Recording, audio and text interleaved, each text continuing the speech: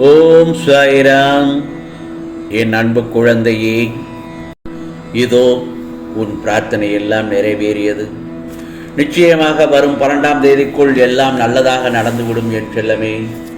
இந்த சாயப்பா சொல்வதை கேள், ஆனந்த கண்ணீர் விடுவாய். ஆம் செல்லமே, உனக்கு இந்த பிரபஞ்சத்தில் எதுவுமே நிரந்தரமில்லை என்பதை உணர வைத்து எளிமையாகவும் ஏழ்மைக்கு உதவி செய்யும் மனப்பான்மையையும் தூண்டச் செய்யப் போகிறேன் என் செல்ல பிள்ளைக்கு. ஏட்டுச் சுரக்காய் கறிக்கு உதவாது என்பதை உணர வைத்து நீதி மாறாமல் வாழ வைப்பேன் உன்னை.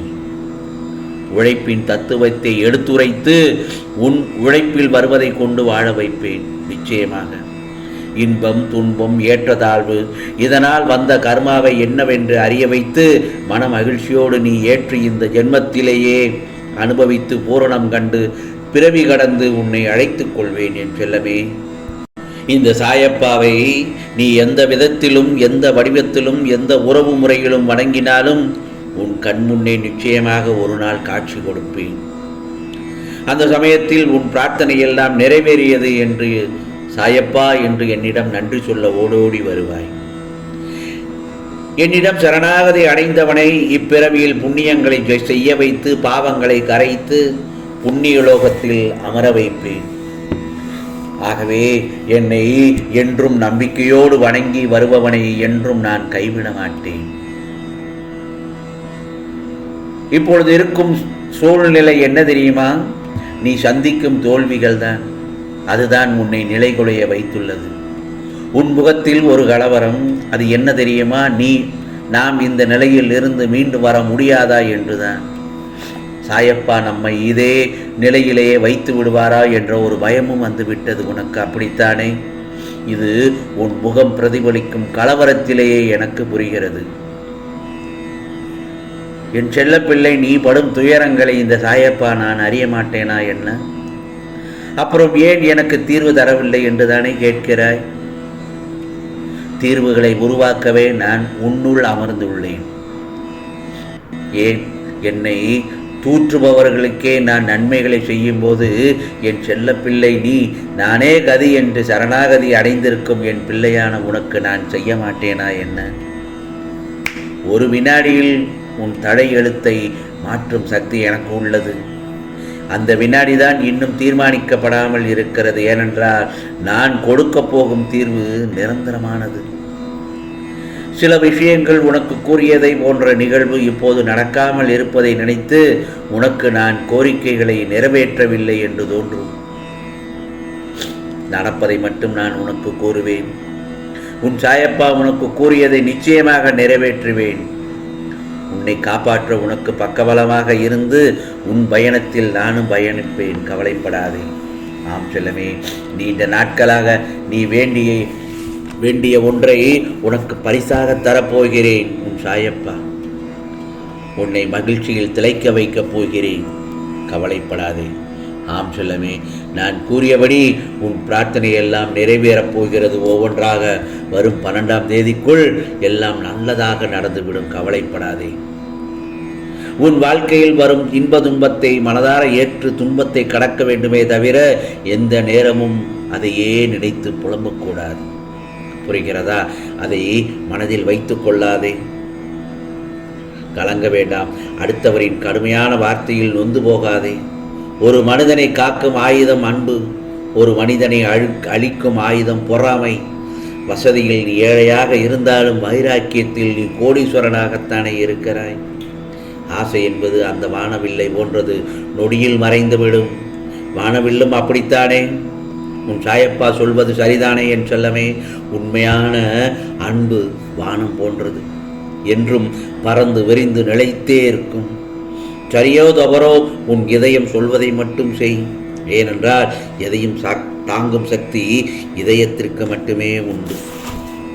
நீ வாழும் வாழ்க்கை உன் உழைப்பில் உருவானதாக இருக்கட்டும். அதுதான் இந்த இடத்தில் முக்கியம். புரிகிறதா? அப்போதுதான் அது கடினமான சூழ்நிலையை எதிர்கொள்ள முடியும். நிதானமாக யோசி, சிந்தித்து செயல்படும். பொறுமை அவசியம். தன்னம்பிக்கை அதைவிட முக்கியம்.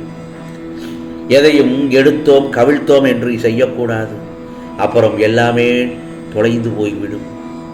துன்பத்தை நினைத்து நீ மகிழ்ச்சியை இழந்து விடாதே. ஆசையை நினைத்து வாழ்க்கையை இழந்து விடாதே. சோதனையை நினைத்து சாதனையை இழந்து விடாதே. தோல்வியை நினைத்து வெற்றியை இழக்காதே. உன்னை குறை கூறும் பலருக்கு நீ நல்லவன் என்று நிரூபிப்பதை விட உன்னை நம்பும் சில பேருக்கு மட்டும் நல்லவனாக இருந்தாலே போதும். கோபத்திலும் நீ வார்த்தையை கடுமையாக விட்டுவிடக்கூடாது. புரிகிறதா? கோபத்தை அடக்கிக்கொள்.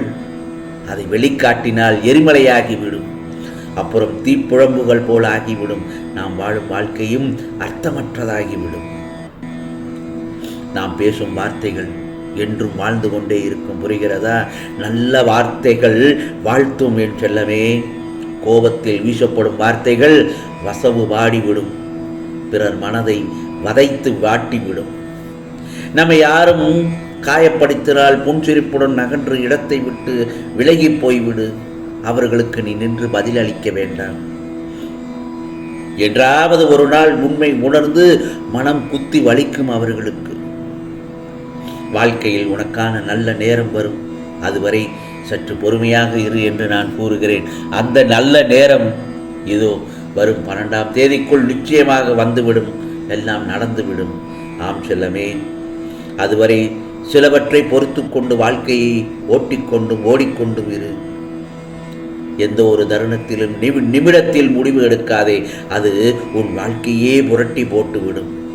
எண்ணம்தான் வாழ்க்கை என் செல்லமே. எண்ணம் போல்தான் வாழ்க்கை என வாழ்க்கையை நடத்திப்பார். என் பாதத்தை தொட்டு வணங்கிய உனக்கு எல்லாம் நல்ல நாளாகத்தான் விடியும் என் செல்லமே. மகிழ்ச்சி துள்ளலோடு நன்றி சொல்ல ஓடோடி வருவாய். பிறகு ஒன்று மட்டும் நல்லா தெரிஞ்சுக்கோ. வெற்றியை நாம் தேடி போனால் தானே தவிர நிச்சயம் அதுவாக நம்மிடம் வராது. தோல்வியின் அடையாளம் தயக்கம். வெற்றியின் அடையாளம் துணிச்சல். துணிந்தவர் தோற்றதில்லை, தயங்கியவர் வென்றதில்லை. என்னால் முடியும் என்று சொல். உறக்கச் சொல், சத்தமாகச் சொல். நீ செய்யும் செயல்கள் அனைத்திலும் துணிவு நிச்சயம் பிறக்கும். சிதைக்க முயலும் சோதனைகளுக்கு இடையே தன்னையே செதுக்கி உயரும் அந்த இமயத்தின் சாதனைதான் வாழ்க்கையே. அதனால் வாழ்க்கையில் போராடு, தவறில்லை. போராட்டம்தான் வாழ்க்கை. நேர்வழியில் மட்டும் சென்று துணிச்சலுடன் சமாளித்து போராடு. வெற்றி நிச்சயம் உனக்கு. ஏனென்றால் என் செல்லப்பிள்ளை, உன்னால் முடியும். உன்னால் மட்டுமே முடியும். பேச்சில் இனிமை, கொள்கையில் தெளிவு, செயலில் உறுதி, இந்த மூன்றையும் சரியாக நடந்து கொள்பவரால் மட்டுமே எதையும் சாதிக்க முடியும். நான் சொல்லும் பதிலும் இதுதான். உன்னால் முடியும். துணிந்து நில், செல், போராடு, நல்லது நடக்கும். உன் சாயப்பா சொல்வதை கேட்டு நடந்தால் நிச்சயமாக உனக்கானதெல்லாம் நல்லதே நடக்கும். நல்லதே நடக்கும். ஓம் சாய்ராம். ஓம் சாய்ராம். ராம்ஜி அருள் கிடைக்கட்டும்.